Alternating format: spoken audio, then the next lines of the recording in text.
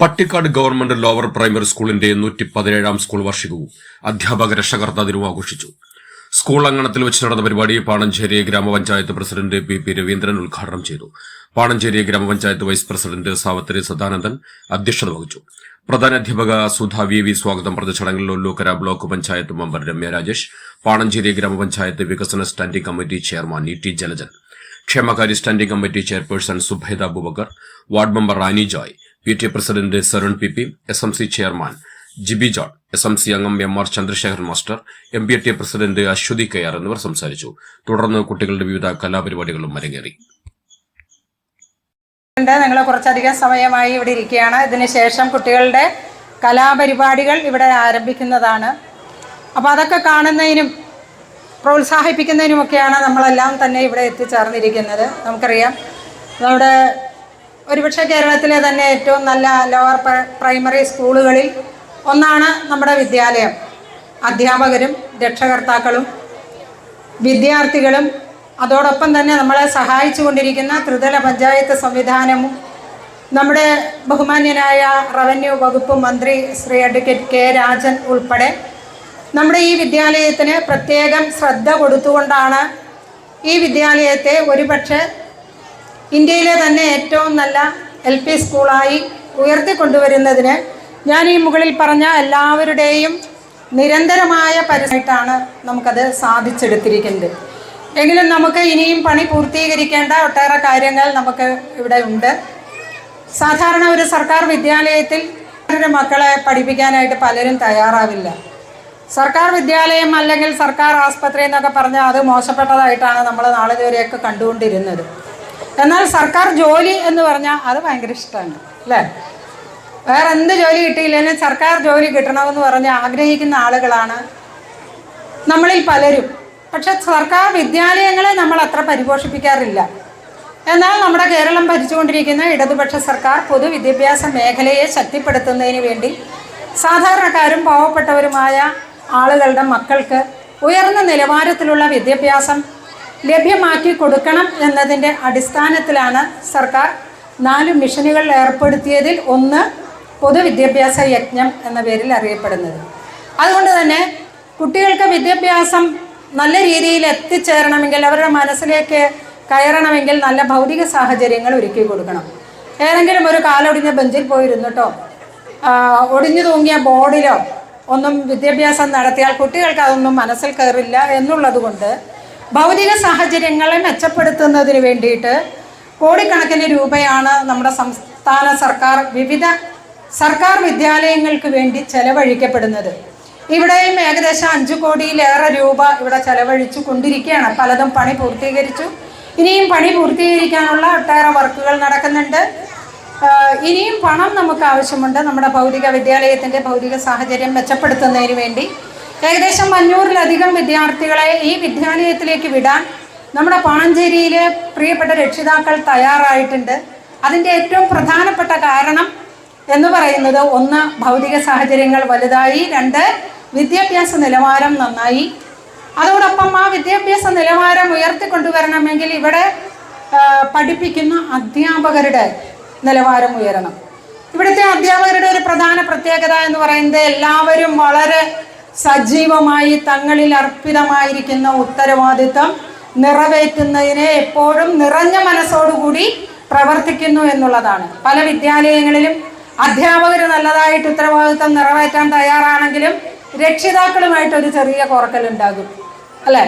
പല വിദ്യാലയങ്ങളിലും കുട്ടികളെ ശ്രദ്ധയോടെ മനസ്സിലാക്കാൻ അധ്യാപകർക്ക് കഴിയണം എന്നുള്ളതാണ്. നിങ്ങളെ വിശ്വസിച്ചുകൊണ്ടാണ്, അധ്യാപകരെ വിശ്വസിച്ചുകൊണ്ടാണ് ഈ വിദ്യാലയത്തിലേക്ക് തങ്ങളുടെ പിഞ്ചോമനകളെ രക്ഷിതാക്കൾ അയക്കുന്നത്. പണ്ടത്തെ കാലത്താണെങ്കിൽ 5, 6, 7, 8 മക്കളൊക്കെ ഉണ്ടായിരുന്നപ്പോൾ എങ്ങനെയെങ്കിലും ഒന്ന് രാവിലെ എന്തെങ്കിലും ഒരു ഭക്ഷണം കൊടുത്തിട്ട് കുട്ടികളെ ഒരു ട്രൗസറും ഒരു മുറിഞ്ഞ സ്ലൈറ്റും പെൻസിലും കൊടുത്ത് വിദ്യാലയങ്ങളിലേക്ക് പറഞ്ഞു വിടുന്ന ആ പതിവ് കാഴ്ച കാലങ്ങൾക്ക് മുമ്പേ നമ്മുടെ കേരളത്തിൽ നിന്ന് അപ്രത്യക്ഷമായി. ഇപ്പോഴാണെങ്കിൽ എല്ലാവർക്കും 1, 2 മക്കളെ ഉണ്ടാവുകയുള്ളൂ. ഇനി 2 എന്നുള്ളത് വേണമെങ്കിൽ ഒന്ന് 3 ആക്കാം. അപൂർവമായിട്ടാണ് 4 മക്കളുള്ളൂ. അപ്പോൾ ഈ 2 മക്കളുള്ള മക്കളെ വളർത്തിക്കൊണ്ടുവരുന്ന രക്ഷിതാക്കൾ ആ കുഞ്ഞുങ്ങളുടെ കണ്ണല്ലാത്തതെല്ലാം പൊന്നാക്കി കൊടുക്കാൻ തയ്യാറായിരിക്കുകയാണ്. കുഞ്ഞുങ്ങളോട് ചോദിച്ചാൽ കുട്ടികൾ അമ്പിളി അമ്മാവനെ പിടിച്ചു തരണം എന്ന് പറഞ്ഞാൽ, അമ്പിളി അമ്മാവനെ എനിക്ക് വേണമെന്ന് പറഞ്ഞാൽ ഒരു രക്ഷിതാവും വേണ്ട മോനെ അതിനെ കിട്ടില്ല എന്ന് പറയില്ല. എല്ലാ രക്ഷിതാക്കളും മക്കളുടെ മുന്നിൽ വെച്ച് ഒന്ന് ചാടി നോക്കും. ഏത് അമ്പിളി അമ്മാവനെ പിടിക്കാൻ പറ്റുമോ എന്നൊന്ന് പരിശ്രമിച്ച് നോക്കും. കിട്ടില്ലെങ്കിലേ കുട്ടികളോട് പറയുള്ളൂ മോനെ അത് കിട്ടില്ല എന്ന് വെച്ചാൽ കുഞ്ഞുങ്ങൾ ആവശ്യപ്പെടുന്നത് എല്ലാ കാര്യങ്ങളും രക്ഷിതാക്കൾ ആവശ്യപ്പെടേണ്ട അതിനു മുമ്പ് തന്നെ അവരുടെ കൈകളിലേക്ക് എത്തിച്ചു കൊടുക്കുന്നുണ്ട്.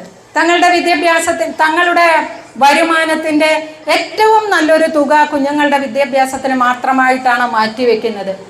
തനിക്ക് ലഭിക്കാതെ പോയ വിദ്യാഭ്യാസം, ഉന്നത വിദ്യാഭ്യാസം തൻ്റെ മക്കൾക്ക് ലഭിക്കണം എന്നതിൻ്റെ ഭാഗമായിട്ടാണ് കുഞ്ഞുങ്ങളെ നല്ല വിദ്യാലയങ്ങളിലേക്ക് പറഞ്ഞു വിടുന്നത്. വിശ്വാസമർപ്പിച്ച് വിടാൻ പറ്റുന്ന വിദ്യാലയങ്ങളിലേക്ക് പറഞ്ഞു വിടുന്നത്. അവരുടെ കലാപരമായ കഴിവുകൾ വളർത്തിയെടുക്കാനായിട്ട് ചില കുട്ടികൾക്ക് പാടാനായിരിക്കും, ചിലവർക്ക് ഡാൻസ് കളിക്കാനായിരിക്കും, ചിലവർ നന്നായിട്ട് പ്രബന്ധം എഴുതും, ചിലവർ നന്നായിട്ട് കഥ എഴുതും, കവിത എഴുതും. അവൻ്റെ മനസ്സിൽ ഉറങ്ങിക്കിടക്കുന്ന കഴിവുകളെ കണ്ടെത്താൻ ഒരു അധ്യാപികയ്ക്ക് അല്ലെങ്കിൽ അധ്യാപകർക്ക് കഴിയണം എന്നുള്ളതാണ്. കുഞ്ഞുങ്ങളുടെ മുഖം ഒന്ന് വാടിയിരുന്നാൽ അത് മനസ്സിലാക്കാനുള്ള മനസ്സ് അല്ലെങ്കിൽ ഒരു ഉത്തരവാദിത്വം അല്ലെങ്കിൽ കഴിവ് അധ്യാപകർക്ക് ഉണ്ടായിരിക്കണം. കുഞ്ഞുങ്ങൾ വീട്ടിൽ കഴിയുന്നതിനേക്കാൾ കൂടുതൽ അടുത്ത് ഇടപഴകുന്നത് വിദ്യാലയങ്ങളിലാണ്. രാവിലെ 9 മണിക്ക് വിദ്യാലയത്തിലേക്ക് പറഞ്ഞു വിടുന്ന കുഞ്ഞുങ്ങൾ 4 മണി വരെ അധ്യാപകരുടെ കൂടെയാണ്. അപ്പം നമ്മൾ വിചാരിക്കും, അധ്യാപകർ വിചാരിക്കുമോ ഈ 65 കുഞ്ഞുങ്ങളെ എനിക്ക് എങ്ങനെ നോക്കാൻ കഴിയും അല്ലേ? നിങ്ങളുടെ വീട്ടിൽ ഒരു കുട്ടിയേ ഉള്ളൂ, 2 കുട്ടിയേ ഉള്ളൂ, നിങ്ങൾക്ക് അച്ഛനമ്മമാർക്കല്ലേ കുഞ്ഞുങ്ങളെ ഏറ്റവും മനസ്സിലാക്കാൻ എളുപ്പം? ഞങ്ങൾക്ക് ഈ കേവലം വളരെ കുറച്ച് സമയം കിട്ടുന്ന ഞങ്ങൾ എങ്ങനെയാണ് മനസ്സിലാക്കുക? പക്ഷെ നിങ്ങൾ ഒന്ന് ആലോചിച്ചോളൂ, കുഞ്ഞുങ്ങളെ സ്നേഹത്തോടു കൂടി ഇടപെടുന്നുണ്ടെങ്കിലും അവരെ സ്നേഹിക്കുന്നുണ്ടെങ്കിലും അവർ കൂടുതൽ വിശ്വാസം അർപ്പിക്കുന്നത് അധ്യാപകരിലാണ്. 2 2 4 അമ്മ പറഞ്ഞ കുട്ടി വിശ്വസിക്കില്ല. എൻ്റെ ടീച്ചർ പറഞ്ഞത് 2 2 4 അല്ല 5 അവരങ്ങ് തർക്കിക്കും നമ്മളോട്. എൻ്റെ ടീച്ചർ പറഞ്ഞതാണ് അവർക്ക് കാര്യം. അതങ്ങനെയാണ്, പ്രത്യേകിച്ച് കൊച്ചു കുട്ടികൾ അങ്ങനെയാണ്. അച്ഛനമ്മമാർ പറയുന്നതിനേക്കാൾ കൂടുതൽ മനസ്സുറപ്പോടുകൂടി, ചങ്കുറപ്പോടുകൂടി, വിശ്വാസതയോടുകൂടി ഏറ്റെടുക്കുന്നത് അധ്യാപകർ പറയുമ്പോഴാണ്. അതിൽ പ്രത്യേകിച്ച് അധ്യാപികമാർ. കാരണം എന്താ, അധ്യാപികമാർ കൂടുതൽ മാഷിനി എന്നോട് പിണങ്ങുമെന്ന് എനിക്കറിയത്തില്ല. അധ്യാപികമാരെന്ന് പറയുമ്പോൾ പ്രത്യേകിച്ച് സ്ത്രീകളാണ്. സ്ത്രീകൾ സേവനത്തിന് സന്നദ്ധരായിട്ടിരിക്കുന്നവരാണ്. എല്ലാ സേവന മേഖലകളും നിങ്ങൾ എടുത്തു നോക്കിയോ, അവിടെ ഒക്കെ സ്ത്രീകളായിരിക്കും. അധ്യാപികമാരിൽ ഇപ്പം മഹാഭൂരിപക്ഷം സ്ത്രീകളാണ്. നേഴ്സ് അല്ലേ, സേവന മേഖലയാണ് നേഴ്സ്. അതൊരു ശുശ്രൂഷ രംഗത്ത് നേഴ്സുമാർ സ്ത്രീകളാണ്. ആ നേഴ്സുമാരെ ഒരു രോഗിയുടെ അടുത്ത് വന്ന് ഒന്ന് ചിരിച്ച് ഒരു ഇഞ്ചക്ഷൻ പതുക്കെ കൊടുക്കുക, അച്ചാച്ചാ ഒന്ന് കുത്തിവെക്കുന്നുണ്ട് കേട്ടോ എന്ന് പറഞ്ഞാൽ ആ അച്ചാച്ചനെ അത് കുത്തിവെപ്പായിട്ട് തോന്നില്ല, ഏതോ ഒരു പൂ കൊണ്ട് ഇങ്ങനെ തലോടുന്ന പോലാണ് തോന്നുക.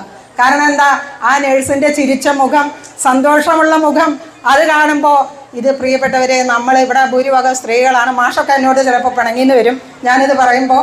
എന്നാൽ താടകയാകുന്ന സ്ത്രീകളില്ലേ അല്ലേ, സ്വന്തം കുഞ്ഞിനെ, 1.5 വയസ്സുള്ള കുഞ്ഞിനെ കാമുകന് വേണ്ടി പാറയിലടിച്ച് കൊന്ന അമ്മയില്ലേ, അമ്മയാണ് ദൈവം എന്ന് പറയും. കണ്ണിൽ കണ്ട ദൈവം, കണ്ണിൽ കാണുന്ന ദൈവം അമ്മയാണെന്നൊക്കെ നമ്മൾ പറയുമ്പോഴും കേരളത്തെ നെട്ടിച്ചുകൊണ്ട് ചില സംഭവവികാസങ്ങൾ പത്രദൃശ്യ മാധ്യമങ്ങളിൽ പ്രിയപ്പെട്ടവരെ നമ്മൾ കണ്ടുകൊണ്ടിരിക്കുകയാണ്. ഭാഷ എടുത്ത് പറയും, സാവിത്രി ഇങ്ങനെ സേവന തൽപരരായിട്ടുള്ള സ്ത്രീകളെ ദൈവമാണ്, സ്ത്രീ അമ്മ ദൈവമാണെന്നൊക്കെ പറയുമ്പോഴും നമ്മളെ നടുക്കുന്ന വാർത്തകളാണ് പത്രദൃശ്യ മാധ്യമങ്ങളിലൂടെ നമ്മൾ കണ്ടുകൊണ്ടിരിക്കുന്നത്. പക്ഷേ പൊതുവായിട്ട് സേവന മേഖലയിൽ പണിയെടുക്കുന്ന ആളുകളൊക്കെ തന്നെ സ്ത്രീകളാണ് എന്നുള്ളത് കൊണ്ട് തന്നെ കുഞ്ഞുങ്ങൾ ഏറ്റവും കൂടുതൽ വിശ്വസിക്കുന്നത് അധ്യാപികമാരെയാണ്. അധ്യാപകരെ പൊതുവെ അങ്ങനെ പറയാം, അധ്യാപകരെയാണ് എന്നുള്ളത് കൊണ്ട് അവർക്ക് നന്മയുടെ നിലാവെളിച്ചം പകർന്നു കൊടുക്കേണ്ടവർ രക്ഷകർത്താക്കൾക്കും ആ പങ്കുണ്ടെങ്കിലും ഏറ്റവും കൂടുതൽ അധ്യാപകർക്കാണ്. ഒരു കുഞ്ഞിനെ ഏറ്റവും നല്ല ഒരു മനുഷ്യനായി വളർത്തിയെടുക്കാൻ അധ്യാപകർക്ക് കഴിയണം എന്നുള്ളതാണ്. നമ്മളും ഞങ്ങളും നിങ്ങളും നമ്മളും എല്ലാവരും ചേർന്നുകൊണ്ട് നമ്മുടെ വരും തലമുറയെ നല്ല മനുഷ്യത്വം ഉള്ളവരാക്കി മാറ്റിയെടുക്കാനായിട്ട് നമുക്ക് കഴിയണം. അതിൻ്റെ ഏറ്റവും ആദ്യത്തെ പടിയായി വിദ്യാലയങ്ങളെയാണ് നാം കാണുന്നത്. ആദ്യം അംഗനവാടികളിലേക്ക് കുഞ്ഞുങ്ങളെ പറഞ്ഞയക്കുന്നു, അത് കഴിഞ്ഞ് നമ്മൾ ഇത്തരത്തിലുള്ള ചെറിയ LP സ്കൂളുകളിലേക്ക്, വിദ്യാലയങ്ങളിലേക്ക് അറിവ് പകർന്നു കൊടുക്കുന്നതിന് വേണ്ടി അതിലേറ്റവും പ്രധാനപ്പെട്ട അറിവ് എന്ന് പറയുന്നത് അവനെ നല്ല മനുഷ്യനാക്കി വളർത്തിയെടുക്കാൻ, സ്നേഹവും കരുണയും കരുതലും ഒക്കെ ഉള്ളവരാക്കി വളർത്തിയെടുക്കാൻ നമുക്ക് ഓരോരുത്തർക്കും ഉത്തരവാദിത്വമുണ്ട് എന്ന് മാത്രം ഓർമ്മിപ്പിച്ചുകൊണ്ട് ഈ പരിപാടി ഏറ്റവും മനോഹരമാക്കി തീർക്കാൻ ഇവിടുത്തെ അധ്യാപകർക്കും രക്ഷകർതൃ സംഘടനകൾക്കും എല്ലാവർക്കും കഴിയട്ടെ എന്ന് മാത്രം ആശംസിച്ചുകൊണ്ട് എൻ്റെ വാക്കുകൾ അവസാനിപ്പിക്കുന്നു. പ്രിയപ്പെട്ടവരെ, നന്ദി. ഇപ്പോൾ തന്നെ ജില്ലയിലെ മികച്ച ഗവൺമെൻറ് ലോവർ പ്രൈമറി സ്കൂളുകളിൽ ഒന്നാണ്. കുട്ടികളുടെ എണ്ണത്തിലും പഠന മികവിലും അധ്യാപന മികവിലും എല്ലാം. അതിൻ്റെ കൂടെ ഭൗതിക സാഹചര്യങ്ങളുടെ കണക്കെടുപ്പ് നടത്തിയാലും ജില്ലയിലെ നല്ല അതിനപ്പുറത്തും മുൻനിരയിൽ എത്താനുള്ള ശ്രമത്തിൻ്റെ അവസാന ഘട്ടത്തിലാണ് നമ്മൾ എത്തി നിൽക്കുന്നത്. പുതിയ കെട്ടിടത്തിൻ്റെ ഉദ്ഘാടനം നടത്താറായി. വീണ്ടും ഒരു കെട്ടിടത്തിൻ്റെ പണി നടക്കുന്നു. അവശേഷിക്കുന്ന പഴയ കെട്ടിടം കൂടി പൊളിച്ച് പണിയാവുന്നതിനുള്ള ഫണ്ട് സർക്കാർ അനുവദിച്ചിട്ടുണ്ട്. ഇനി നമുക്ക് എല്ലാവർക്കും കൂടിയുള്ള ഒരു ചുമതലയുണ്ട്. നമ്മുടെ MLAയും സംസ്ഥാന റവന്യൂ മന്ത്രിയുമായിട്ടുള്ള അഡ്വക്കേറ്റ് രാജൻ്റെ ഒരു സ്വപ്നം കൂടിയാണത്. ഈ സ്കൂളിലെ എല്ലാ മുറികളും സ്മാർട്ട് ക്ലാസ് റൂമുകളാക്കി മാറ്റുകയാണ്. സ്മാർട്ടാകാൻ നമ്മളൊക്കെ കുളിച്ചൊരുങ്ങി മേക്കപ്പൊക്കെ ചെയ്ത് നല്ല വസ്ത്രം ധരിച്ച് നല്ല ചുറുചുറുക്കോടെ ഇവിടെ വന്നാൽ നമ്മൾ സ്മാർട്ടാണ്. പക്ഷേ ക്ലാസ് റൂം സ്മാർട്ടാവില്ല. ക്ലാസ് റൂം സ്മാർട്ടാവണമെങ്കിൽ ഇപ്പോഴത്തെ നമ്മുടെ ക്ലാസ് മുറികളുടെ മുഖഛായ അടിമുടി മാറണം. അത് മാറണമെങ്കിൽ കണക്കാക്കിയിട്ടുള്ളത് കെട്ടിടം പണി കഴിഞ്ഞാൽ അതിനെ സ്മാർട്ടാക്കി മാറ്റുന്നതിനുള്ള അലങ്കാര പണികൾക്ക് മാത്രം ഒരു മുറിക്ക് 3-3.5 ലക്ഷം രൂപ വെച്ച് ചെലവ് വരും. ആ ചെലവ് പൂർണ്ണമായും സർക്കാരിന് വഹിക്കാൻ സാധ്യമല്ല. അതിൻ്റെ കാരണം നേരത്തെ അധ്യക്ഷ സൂചിപ്പിച്ചതുപോലെ കേരളത്തിലെ പൊതുവിദ്യാഭ്യാസം സംരക്ഷിക്കുന്നതിന് ഇപ്പോൾ കേരളം ഭരിക്കുന്ന ഇടതുപക്ഷ സർക്കാർ പ്രത്യേകമായി ഒരു ദൗത്യം, ഒരു മിഷൻ തന്നെ രൂപീകരിച്ചിട്ടുണ്ടായിരുന്നു ആദ്യ സർക്കാരിൻ്റെ കാലം മുതലേ തന്നെ. അതിൻ്റെ ഭാഗമായി കേരളത്തിലെ സർക്കാർ വിദ്യാലയങ്ങളുടെ ഭാവമാറ്റം നമ്മളിൽ മാത്രമല്ല ഇതര സംസ്ഥാനങ്ങളിലുമൊക്കെ അനുഭവപ്പെട്ട കാര്യമാണ്. ആ മാറ്റം ഒന്ന് നേരിട്ട് കണ്ടറിയാൻ ബഹുമാനപ്പെട്ട മന്ത്രിയുടെ നേതൃത്വത്തിൽ ഇവിടുത്തെ HMഉം കുറച്ച് അധ്യാപകരും PTA-യും പഞ്ചായത്ത് പ്രതിനിധികളടക്കം ഒരു യാത്ര നടത്തി കേരളത്തിന് പുറത്തേക്കല്ല, കോഴിക്കോട് ജില്ലയിലേക്കും കണ്ണൂർ ജില്ലയിലേക്കും. അവിടുത്തെ 2-3 സർക്കാർ വിദ്യാലയങ്ങൾ കണ്ടപ്പോൾ ഗേറ്റിനടുത്ത് വാഹനത്തിൽ ഇറങ്ങി ഞങ്ങൾ നോക്കിയപ്പോൾ ഇത് സ്കൂൾ കാണാൻ കൊണ്ടുവന്ന ഞങ്ങളെ ഏതോ സ്വകാര്യ ആശുപത്രി കെട്ടിടോ ഏതോ റിസോർട്ടോ ഒക്കെ കാണിക്കുകയാണല്ലോ ആദ്യം. ഉള്ളിൽ സന്തോഷം തോന്നി, കാരണം റിസോർട്ടിലൊക്കെ കയറിയിട്ട് സ്കൂൾ കണ്ടാലും കുഴപ്പമൊന്നുമില്ലല്ലോ. പക്ഷെ ആ കെട്ടിടത്തിനകത്തേക്ക് ചെന്നപ്പോഴാണ് മനസ്സിലായത് ഇത് കേരളത്തിലെ സർക്കാർ സ്കൂൾ കെട്ടിടമാണ്. അവിടെ പഠിപ്പിക്കുന്നത് സർക്കാർ അധ്യാപകരാണ്. അവിടെ പഠിക്കാൻ വരുന്നത് ഒരു കോൺവെൻറ്റിലേക്കും പോകാൻ ഇഷ്ടപ്പെടാത്ത സർക്കാർ വിദ്യാലയത്തിൽ പഠിക്കാൻ നിശ്ചയിച്ച കുട്ടികളാണ്. പക്ഷെ അവരെ കണ്ടാൽ ആ കെട്ടിടം കണ്ടാൽ, അവിടുത്തെ അധ്യാപകരെ കണ്ടാൽ, അവിടുത്തെ കുട്ടികളെ കണ്ടാൽ, ക്ലാസ് മുറികൾ കണ്ടാൽ ഇത് കേരളത്തിലെ ഒരു സർക്കാർ വിദ്യാലയം അല്ല എന്ന അഭിപ്രായമാണ് നമ്മുടെയൊക്കെ ഉള്ളിലുണ്ടാകുക. ഇനി അത് തിരിച്ചറിഞ്ഞത് സർക്കാർ വിദ്യാലയമാണ് എന്ന് ബോധ്യം വന്നപ്പോൾ ഇത് കേരളത്തിലെ തന്നെയാണോ എന്ന ശങ്കയും ഞങ്ങളുടെ ഉള്ളിലുണ്ടായി. കോഴിക്കോട് ടൗണിലുള്ള 2 സ്കൂള്, കണ്ണൂർ മുണ്ടേരിയിലെ ഒരു ഹയർ സെക്കൻഡറി സ്കൂള്. ഒറ്റ കാര്യം മാത്രമേ ഞാൻ പറയുന്നത്, ക്ലാസ് മുറിയിൽ നമ്മളിപ്പോൾ കാണുന്ന ബ്ലാക്ക് ബോർഡല്ല, വൈറ്റ് ബോർഡാണ്. വൈറ്റ് ബോർഡ് മരം കൊണ്ട് ഉണ്ടാക്കിയതോ ചുമരിലുണ്ടാക്കിയതോ അല്ല, അതൊരു സ്ക്രീനാണ്. ആ സ്ക്രീനിൽ കമ്പ്യൂട്ടറിൽ കിട്ടുന്ന എല്ലാ സൗകര്യങ്ങളും ഉണ്ട്. 5ാം ക്ലാസ്സിലെ അല്ലെങ്കിൽ 4ാം ക്ലാസ്സിലെ ടീച്ചർ ചെന്ന ആ ബോർഡിൽ ഒരു സ്വിച്ചിൽ തൊട്ടാൽ 4ാം ക്ലാസ്സിലെ എല്ലാ പാഠപുസ്തകങ്ങളുടെയും വിവരം അതിൽ വരും. അതിൽ സാമൂഹ്യ പാഠം എന്നുള്ളത് ടച്ച് ചെയ്താൽ സാമൂഹ്യ പാഠ പുസ്തകം വരും. അതിൽ 5ാം അധ്യായം ടച്ച് ചെയ്താൽ 5ാം അധ്യായം വരും. അതിൽ ക്ലാസ് എടുക്കണമെങ്കിൽ ആ കമ്പ്യൂട്ടർ വിശദീകരണം നടത്തും. ടീച്ചർക്ക് അതിൽ കൂട്ടിച്ചേർക്കണമെങ്കിൽ ടീച്ചർക്ക് സംസാരിക്കാം. കുട്ടികൾക്ക് സംശയം ചോദിക്കണമെങ്കിൽ ഇരിക്കുന്ന സീറ്റിൻ്റെ നേരെ മുകളിൽ ഒരു ചെറിയ ചരട് തൂങ്ങിക്കിടക്കുന്നുണ്ടാവും, കൈയെത്തുന്നതിൻ്റെ തൊട്ട് മുകളിൽ. അത് മൈക്കാണ്. ആ കുട്ടി അതിലൂടെ സംശയം ചോദിച്ചാൽ അത് സ്പീക്കറിലൂടെ ക്ലാസ്സിൽ എല്ലാവർക്കും കേൾക്കാം. അതിന് കമ്പ്യൂട്ടർ മറുപടി പറയും, ടീച്ചർക്ക് മറുപടി പറയാം.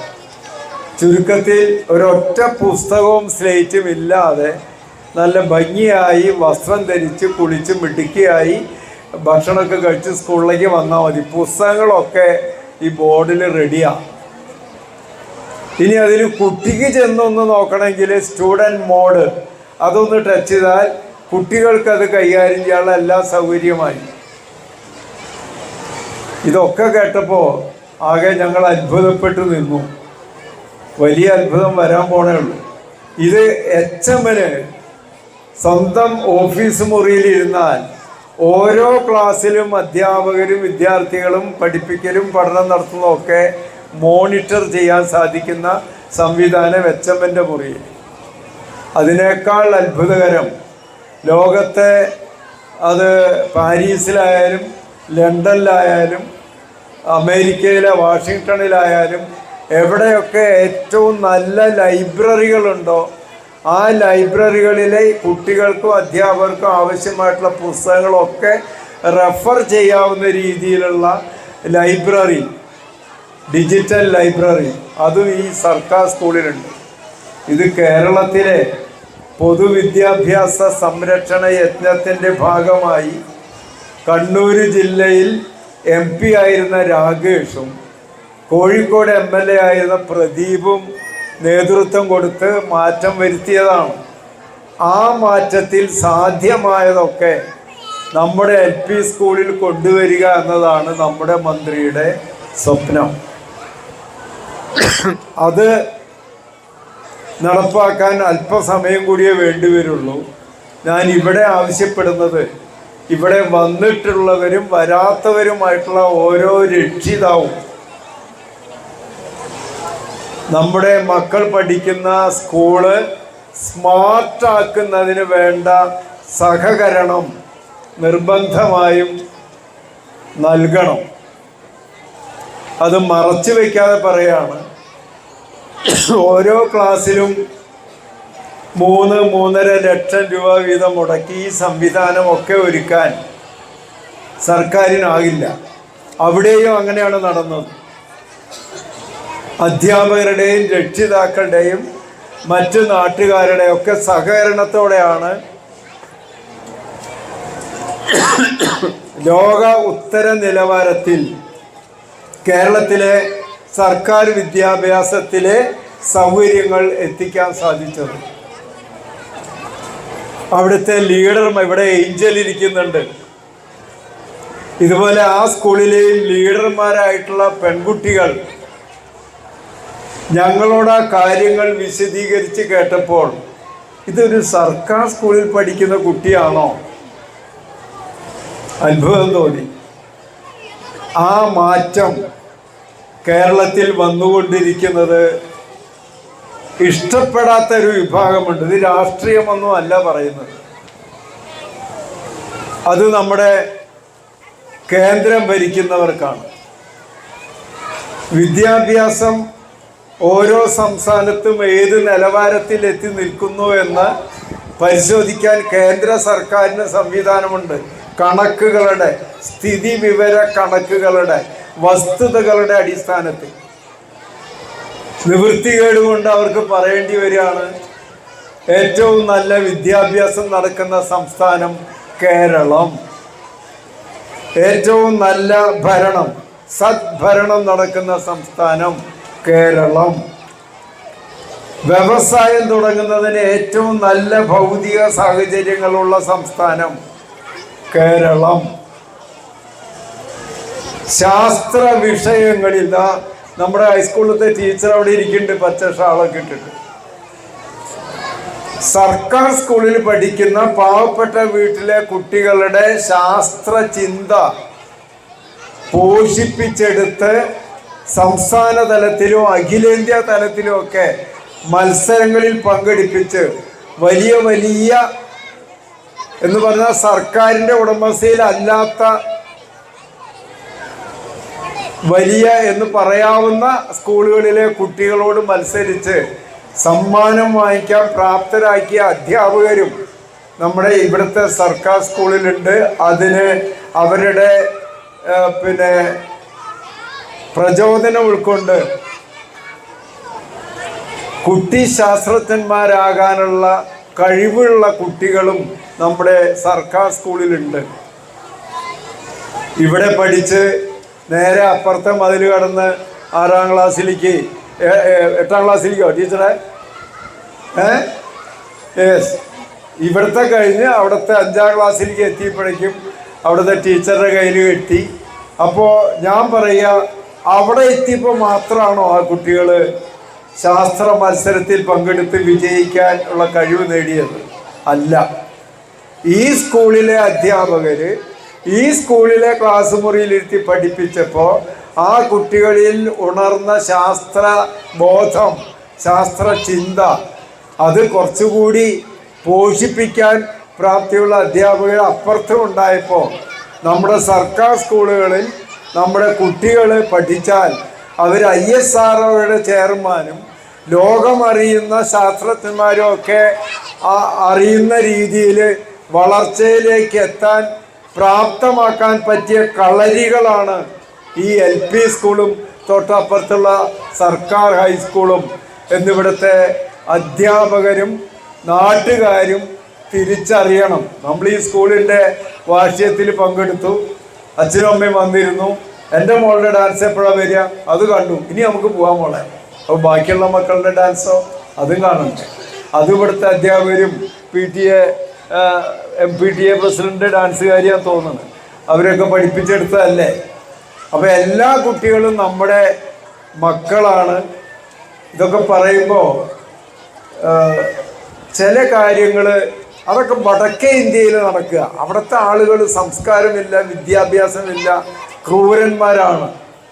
ഇങ്ങനെയാണ് നമ്മൾ മലയാളികൾ, ഞാൻ അങ്ങനെ വിലയിരുത്തുന്നത്. പക്ഷെ കഴിഞ്ഞ കുറച്ച് ദിവസങ്ങളായിട്ട് TV കാണാറില്ല. പത്രം വായിക്കുമ്പോൾ പെട്ടെന്ന് മാറ്റാനാണ് തോന്നുന്നത്. 14 വയസ്സുള്ള കുട്ടി 17കാരനെ കുത്തിക്കൊല്ലുക, 14 വയസ്സുള്ള ആൺകുട്ടിയാൽ 17-18 വയസ്സുള്ള പെൺകുട്ടി പ്രസവിച്ചു. 2 വയസ്സുള്ള കുഞ്ഞിനെ ഉറക്കത്തിലെടുത്തു കൊണ്ടുപോയി സ്വന്തം അമ്മയുടെ ആങ്ങള, ബഹുമാനപ്പെട്ട മാമൻ കൊണ്ട് കിണറ്റിലിട്ട് കൊന്നു.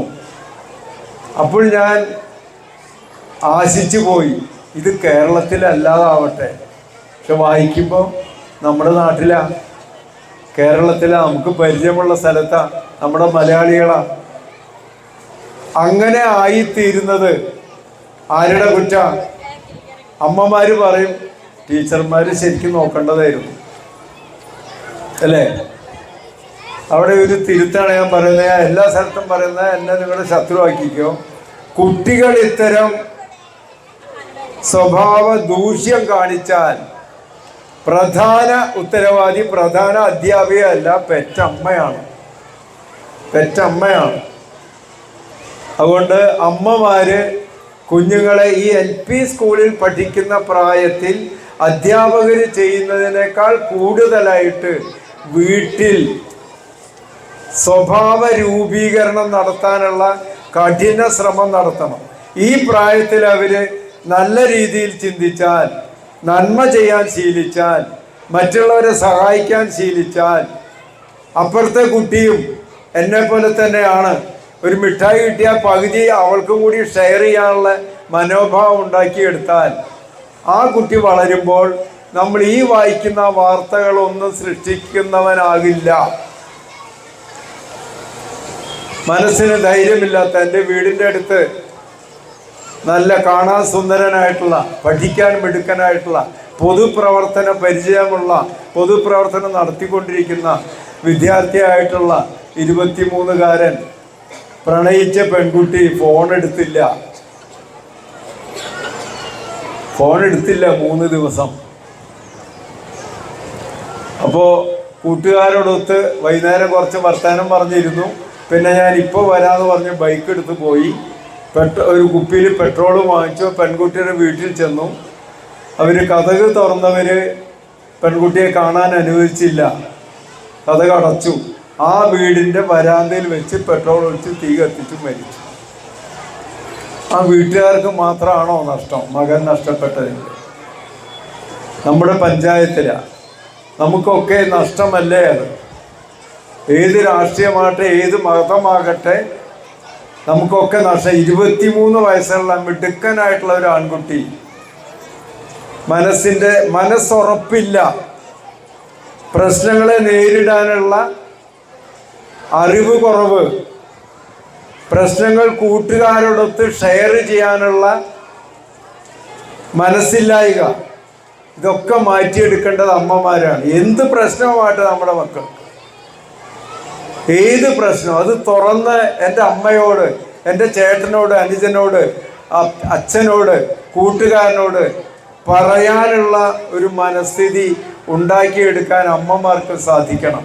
അല്ലെങ്കിൽ ഇത്തരം കുട്ടികൾ ജീവിതത്തിൽ നിന്ന് മാഞ്ഞു പോകുന്നത് നമ്മുടെ നാടിന് വരുന്ന നഷ്ടമാണ്. ഞാൻ പറഞ്ഞു പോയ ഇങ്ങനെ അധിക സമയമെടുക്കും, ഞാൻ നിർത്തുകയാണ്. എല്ലാ അർത്ഥത്തിലും പെർഫെക്റ്റ് ആയിട്ടുള്ള സിറ്റിസൺ, ഏറ്റവും പൂർണ്ണനായിട്ടുള്ള ഒരു പൗരൻ ആക്കി നമ്മുടെ മക്കളെ മാറ്റുന്നതിനുള്ള പ്രഥമ കളരി എന്ന് പറയുന്നത് LP സ്കൂളാണ്.